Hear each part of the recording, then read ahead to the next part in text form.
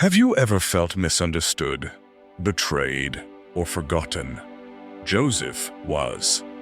But his story wasn't just about pain. It was a prophecy in disguise, a shadow of something far greater. Joseph was just 17 when God gave him a dream, a vision of greatness. In that dream, his brothers bowed down to him. But instead of celebrating, they hated him for it. His own brothers, his flesh and blood, betrayed him. They stripped him of his robe, threw him into a pit, and sold him to slave traders. From favored son to forgotten servant, in a single moment.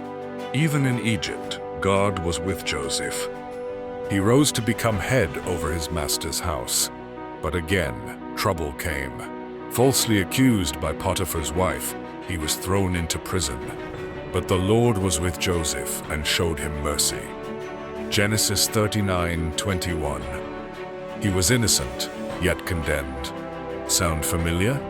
One day, Joseph was called to stand before Pharaoh. With divine wisdom, he interpreted Pharaoh's troubling dreams. In one moment, Joseph went from the dungeon to the throne. He became second in command of all Egypt. But that wasn't the end of the story.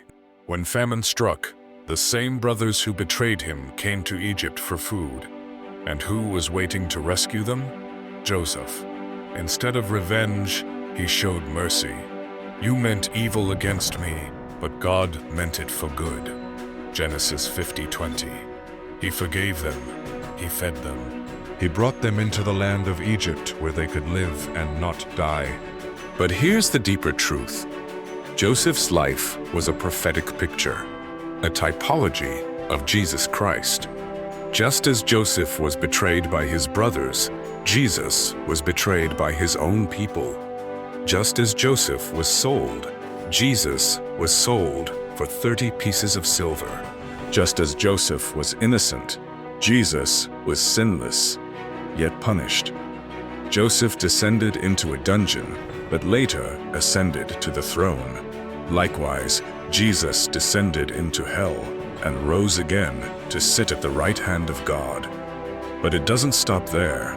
Just as Joseph saved his family from famine, Jesus delivered us from spiritual death. He has delivered us from the domain of darkness and transferred us to the kingdom of his beloved Son. Joseph's story isn't just a Sunday school lesson. It's a prophetic preview of the gospel. What happened in Egypt was more than a family drama. It was Christ concealed, hidden in plain sight, within the pages of the Old Testament. You see, the Bible isn't a book of random stories. It's a unified message, and at the center of it all is Jesus. From Genesis to Malachi, and all the way to Revelation, the scriptures speak one language, the testimony of Christ. This is how the Bible is truly unlocked, not through tradition or opinion, but through the lens of Christ himself. For the spirit of prophecy is the testimony of Jesus. Let's open the scriptures together and see how both the Old and New Testaments reveal one person, Christ,